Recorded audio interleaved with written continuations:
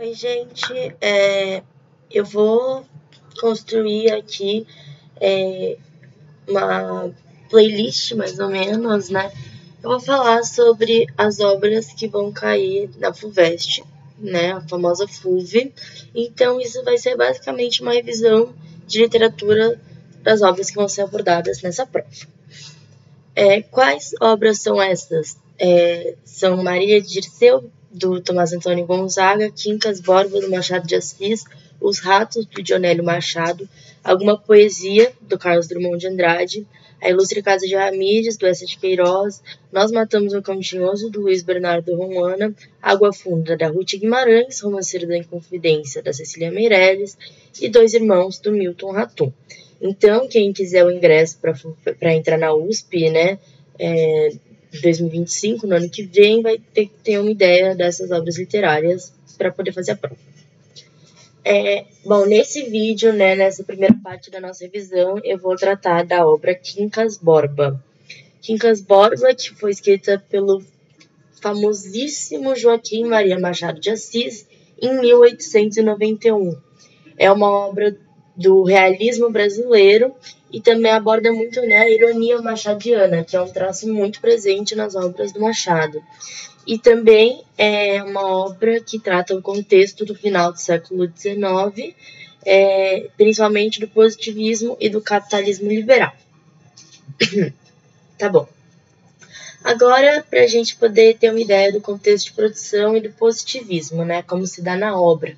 O positivismo, ele é uma vertente científica, né, de pensamento idealizada, elaborada pelo Auguste Comte no século XIX, e ela define a ciência como uma verdade absoluta, só que, na verdade, né, isso é uma ilusão, porque nada no mundo é de fato absoluto, né?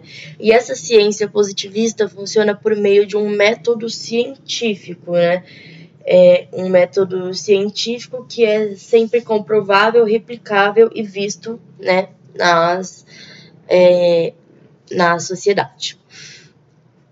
Também é importante saber que com a chegada do positivismo na sociedade, a ciência passou a substituir o discurso divino.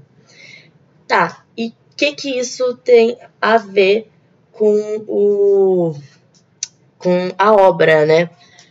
O humanitismo. O humanitismo, eu vou explicar um pouquinho mais pra frente o que ele é de fato, mas ele vai ser uma ciência positivista, que vai ser abordada por meio da observação do processo de mudança ocasionado pelo positivismo no Brasil, né? Essa observação do Machado de Assis. Outra coisa importante é que o fato, né, da ciência substituir o discurso divino demonstra a continuidade de se acreditar cegamente em uma coisa, né? Porque a ciência vai ocupar o lugar da verdade absoluta, como eu já falei. Tá, e como se deu o positivismo no Brasil, né? O que ele significou para o Brasil? Como eu falei, o método positivista, ele redesenhou o mundo, né? Ele começou a ditar a verdade na sociedade. Então, o Brasil do século XIX, né, que nasceu com a instauração da República, nasceu sem um cérebro para organizar a própria identidade, porque foi um país que foi colonizado e teve a identidade nacional perdida, ou até mesmo não construída. Então, durante esse momento do positivismo no Brasil, né, nesse contexto, a identidade brasileira vai ser organizada de maneira muito cientificamente. E como a gente pode ver essa influência no nosso caráter brasileiro, através do lema positivista: amor por princípio, ordem por base e progresso por fim. Então a gente vê que o positivismo ele está até na nossa bandeira, né? Ordem e progresso.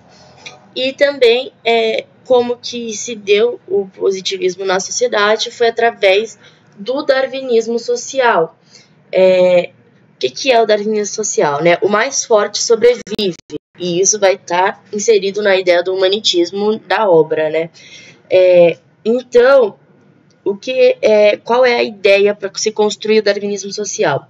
Se o darwinismo, né, que é a ideia da seleção natural, funciona na ciência, na biologia, ela deveria funcionar também na sociedade humana. Então, um exemplo de darwinismo social é que, por exemplo, se o ser negro, né, o homem negro é mais prejudicado na sociedade, o problema não está na sociedade, mas sim no homem negro. Então, é como se fosse uma justificativa para a forma de montar a sociedade brasileira no século XIX, né? Aí a gente tem o racismo, a aporofobia e vários outros aspectos. Tá, agora falando sobre o realismo na obra, né? O que é o realismo? Ele é o espelhamento do romantismo de uma forma que expõe e revela a realidade. Então, o realismo ele não confirma o status quo da sociedade, mas sim indaga, né? Ele questiona o status quo da sociedade. E como isso vai se dar na obra machadiana? Por meio da ironização e da desconstrução da idealização, né? Que é feita pela sociedade romântica. E a gente tem também no realismo, não só do Machado, mas vários, né? A recorrência do adultério. Em outra obra machadiana, a gente tem Dom Casmurro, né? Aquilo lá, Capitu traiu ou não traiu. Mas por que o adultério? Porque o casamento, ele é uma instituição burguesa muito idealizada. E o realismo vai desconstruir essa instituição. Mais pra frente no vídeo eu vou falar sobre o fato, né? Da presença da recorrência do adultério. E sobre o Brasil, né? O Brasil, ele foi inventado. Isso é um termo que o Ramon quis utilizar para falar sobre o Brasil como não tendo sua identidade nacional. Mas, agora indo de fato, porque eu queria falar, a gente pode pensar no Quincas Borba, que é um dos personagens, não o cachorro nesse caso, a gente vai pensar no filósofo. Se bem que o cachorro é uma extensão do filósofo, mas pensa no homem para ficar mais fácil de entender. O Quincas Borba, ele representa a influência europeia e o Rubião representa o Brasil, nosso Brasil. Então, o trama do romance machadiano, ele acaba que mostra pra gente como o dinheiro de Quincas Borba afeta o Rubião, porque o Rubião vai ficar louco, ele, tipo, enlouquece, ao passo que ele ganha o dinheiro do Rubião, né? Isso de uma maneira não... como que eu posso falar, direta, mas é uma construção lenta, né, esse enlouquecimento do Rubião. Então, a gente vê como a influência europeia atingiu o Brasil nessa construção, de forma que o Brasil se perde, né, e agora só sintetizando isso, né, com o dinheiro, o Rubião enlouquece e ele se perde. E pelo fato do dinheiro representar a perdição, a influência europeia do Quincas Borba, né, que é isso que ele representa, que seria o dinheiro, levou o Brasil à perda da sua identidade, levou à loucura e à perdição. Tá, agora eu vou falar sobre o humanitismo, tá? Isso é super importante porque é meio que através do humanitismo que o Machado vai ironizar e criticar a maneira de funcionar da sociedade do século XIX. O humanitismo ele é uma proposta filosófica criada pelo Machado de Assis para construir o personagem Quincas Borba e para tratar toda a crítica que ele vai querer fazer na obra, né? Então, o humanitismo constitui-se pela ideia do império do mais, né? Do prevalecimento do mais forte, do mais rico, do mais esperto, enfim. E o lema positivista tão famoso nessa obra é ao vencedor as batatas. E essa síntese, né, essa fala do livro é uma explicação teórica de que a guerra garante a sobrevivência. Tanto é que a gente tem uma outra citação, né, do livro, durante a explicação do que é o humanitismo, de que a paz é a destruição e a guerra é a conservação. Então, o Machado ele acaba que ironiza a teoria da guerra como um estado de natureza defendido, por exemplo, pelo Thomas Hobbes. Então, é muito importante a gente saber que sempre que a gente vai estar lendo Machado, a gente vai ter que ler com ironia, tentando perceber uma ironia. E o humanitismo, ele seria, né, uma filosofia, entre grandes aspas, né, positivista. Então, o fato, né, do humanitismo ser uma filosofia científica é uma ironia. Por quê? Porque a filosofia não é uma ciência. Porque a ciência, como eu já falei no positivismo, é tudo aquilo que pode ser provado por meio de um método científico. E isso não pode ser associado à filosofia, né? Porque ela não é comprovada através de um método científico. Então, o Machado, ele ironiza a teoria e a mentalidade positivista, né? A teoria humanitista e a mentalidade positivista. Ele ironiza isso tudo associando uma filosofia a uma ciência, porque isso não é possível, como eu acabei de falar. Tá. O maior exemplo para a gente conseguir entender o que é, de fato, o humanitismo é a morte da avó de Quincas Borba. Tá. O que foi isso? O Quincas Borba estava explicando para o Rubião, no leito de morte dele, como que a avó dele morreu. A avó dele estava saindo, eu não sei se era de uma ópera, enfim, ela estava saindo de algum lugar, e uma charrete, né, que era o meio de transporte da época, atropelou ela. E ela morreu atropelada pelo cavalo lá da charrete. E o Quincas Borba, ele fala nisso, humanitas precisa comer. Eu vou explicar isso tudo e depois retomar esse conceito para poder fazer mais sentido, né? Então, o episódio da morte da avó de Quincas Borba não fala da morte de uma pessoa, mas da sobrevivência do outro. Por quê? Porque a avó foi incorporada pela vontade do universo. Então, ela morreu por uma vontade maior, pela vontade de humanitas. Humanitas é essa força universal que equilibra o mundo. Então, nesse episódio, a gente percebe que a vontade do mais forte prevaleceu. E aí a gente tem também o fato de que o humanitismo, como eu já falei, representa uma ciência positivista. Então, a gente percebe que o positivismo não prioriza a vida, mas sim as relações de poder que definem a sociedade do século XIX. Então, a avó de Quincas, ela morreu para que o cocheiro pudesse sobreviver ou comer. Por quê? Quando o Quincas faz essa explicação para o Rubião, ele fala que às vezes a charrete estava muito rápida porque o moço que estava conduzindo a charrete estava com fome e precisava comer. Então, para que o cocheiro pudesse sobreviver e comer, né, a avó teve que morrer para que outra coisa acontecesse. Então, uma pessoa teve que ceder o seu lugar, a sua existência, para que a sobrevivência da outra e a vontade da outra fosse garantida. Então, por isso a gente tem humanitas precisa comer, porque a vontade de alguém de comer vai sempre prevalecer. Então, a gente tem a associação de humanitas precisa comer com ao vencedor as batatas, porque para a sobrevivência de um, o outro deve ceder.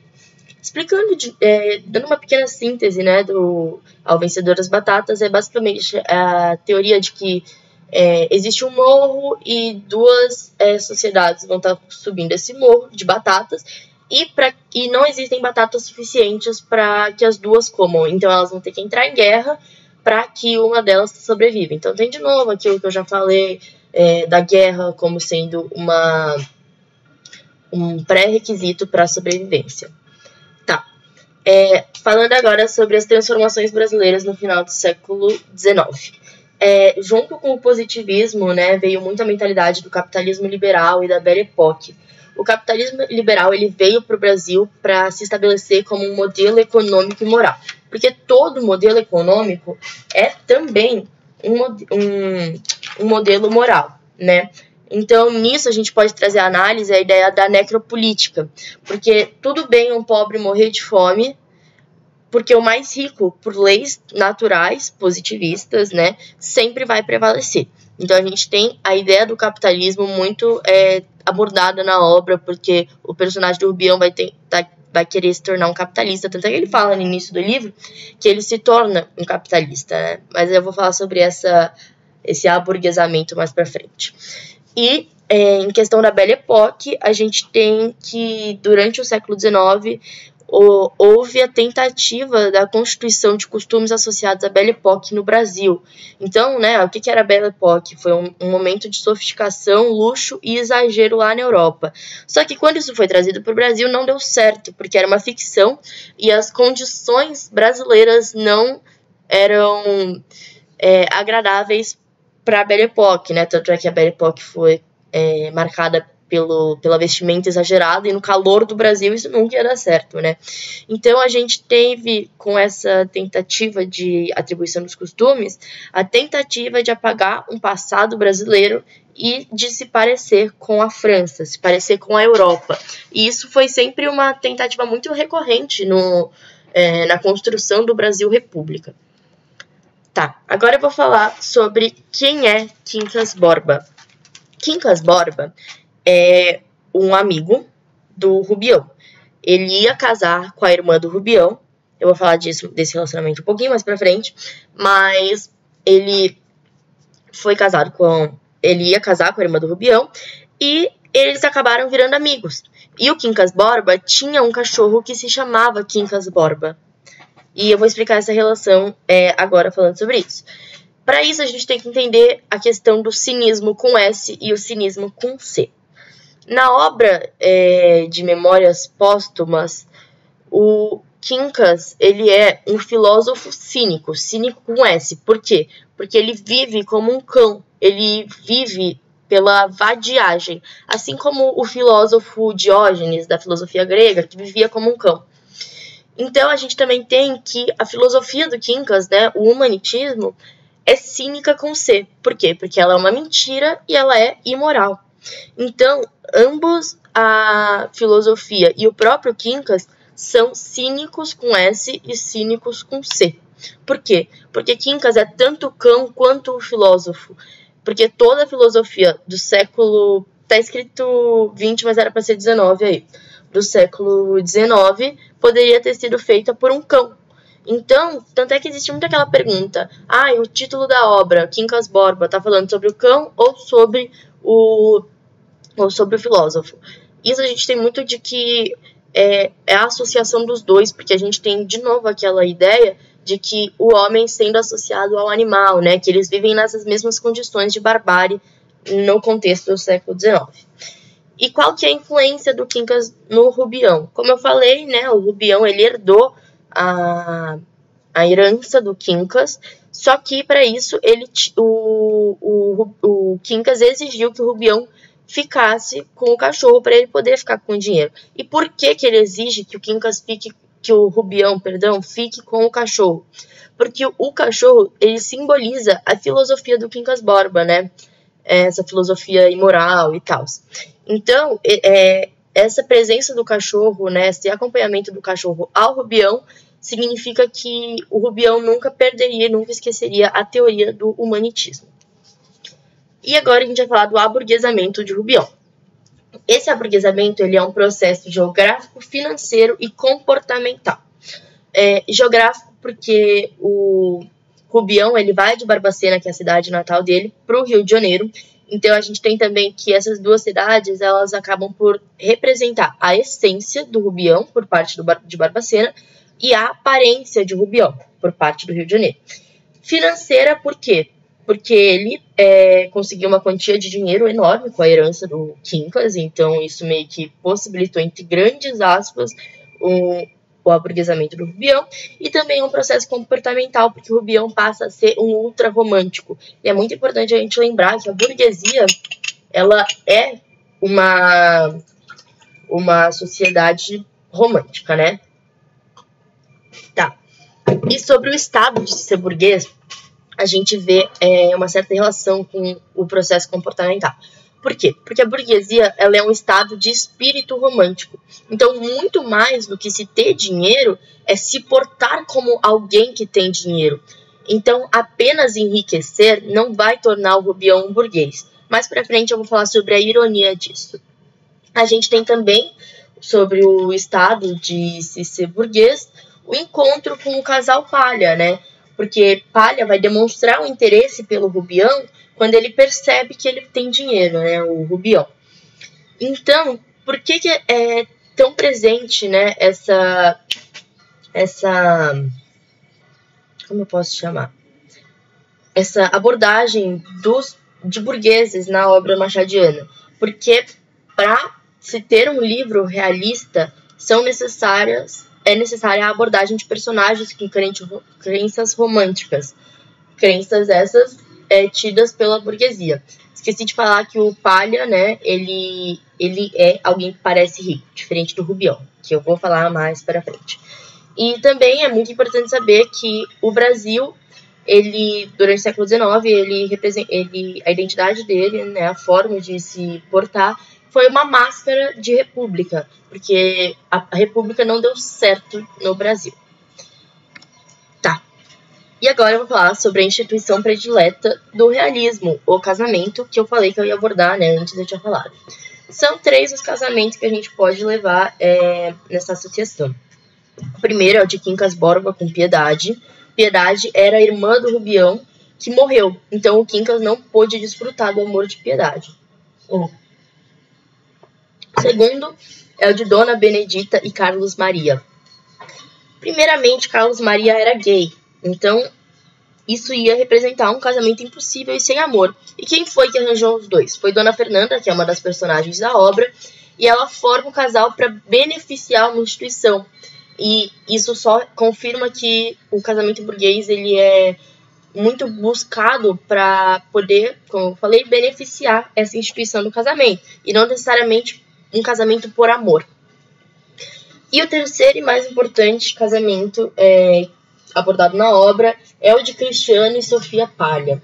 Cristiano, né, levando em conta a etimologia dos nomes, né, das palavras que constituem os nomes, Cristiano a gente pode associar ao cristão, e Sofia, a sabedoria. Vale ressaltar que filo significa amor, tanto é que filosofia significa amor à ciência, amor à sabedoria. Ciência não é mais a sabedoria, o saber. Então, quando você tira o filo, o amor, do nome Sofia, só fica a sabedoria. Então, a gente tem no século XIX uma relação cerebral do ser com a sociedade.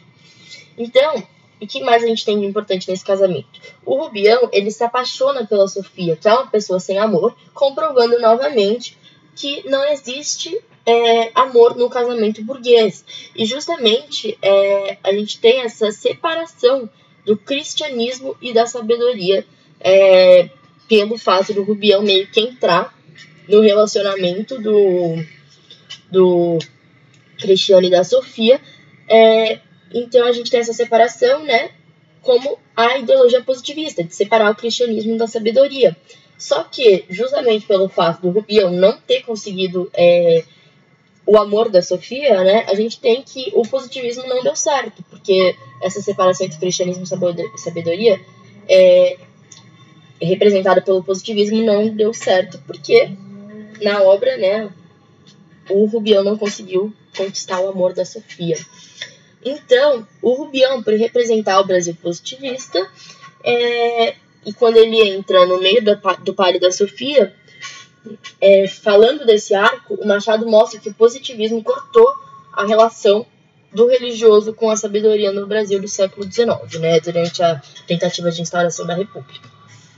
E agora, por fim, eu vou falar da ironia machadiana.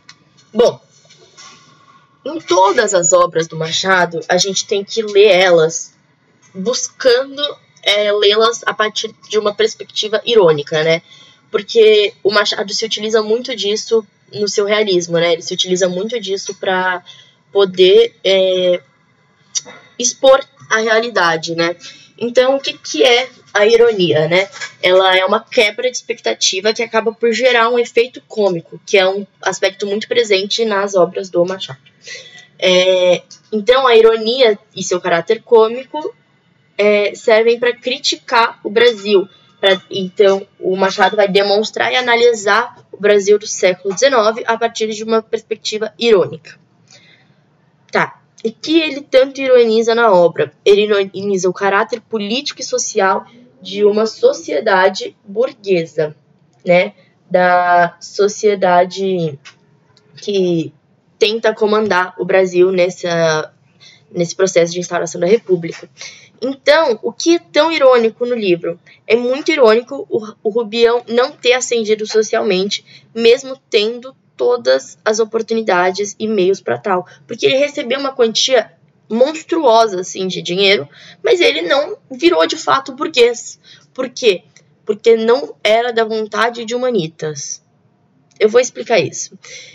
O Machado, ele se utiliza de Humanitas, né, para mostrar que o dinheiro não é o suficiente para você se introduzir na sociedade em que regrava a hierarquia social burguesa. Porque muito mais do que você ter dinheiro, você tem que mostrar que você tem dinheiro. Assim como o Palha fazia. O Palha, ele tinha a aparência de rico, ele tinha o falar de uma pessoa rica. Então, é muito irônico isso, porque o Machado constrói toda essa tentativa do Rubião de se parecer burguês para no final mostrar que ele nunca iria conseguir. E isso é muito irônico. Então, Humanitas Precisa Comer é basicamente a sociedade de privilégio percebida por Machado no contexto brasileiro da época, porque justifica a posição de privilégios, né? Não Machado, mas sim essa ideia de Humanitas Precisar Comer. Porque merecer privilégios é mais uma vontade do universo, entendeu? E com essa ideia do Humanitas, não seria uma sociedade marcada por um modelo desigual de funcional, uma sociedade falha, mas sim por uma vontade universal. Então é muito mais do que o ser humano é para ser assim. Então o arco de Rubião confirma Humanitas, porque no final o Palha vai ficar com todo o dinheiro que o Rubião herdou e o Palha precisaria comer. Então se justifica a trapaça. E a gente tem isso de uma forma muito irônica, porque o Rubião, que tanto defendia Humanitas, acabou sendo desvalorizado pelo próprio Humanitas, pela própria filosofia que ele tanto defendia, né? Foi a filosofia que causou sua ruína na construção da obra, porque foi de vontade de alguém do universo, no caso, de Humanitas, que ele enlouquecesse e que ele morresse para perder o dinheiro, e aí que o Palha ficasse com esse dinheiro.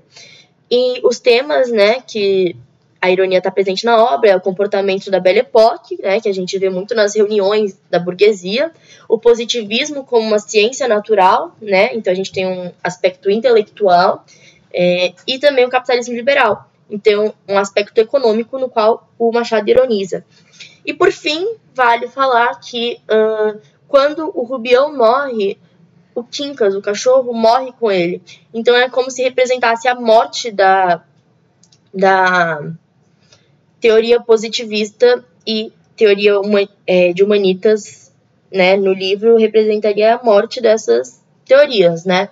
Mas às vezes a gente ainda vê isso presente na sociedade, como eu falei da necropolítica e tal, da ideia de meritocracia. Esse livro, ele critica horrores a meritocracia, porque meritocracia não existe. O Machado é simplesmente um gênio, e eu vou ficar por aqui. Essa é uma obra muito importante, eu acho ela muito legal de se analisar, assim, tendo em vista todas as críticas que o Machado faz. Ele é simplesmente um gênio, gente. Eu espero que vocês tenham conseguido entender. Qualquer coisa, como só as minhas amigas vão ver esse vídeo, é só me perguntar e eu tô super disposta a responder. Muito obrigado. Beijinhos.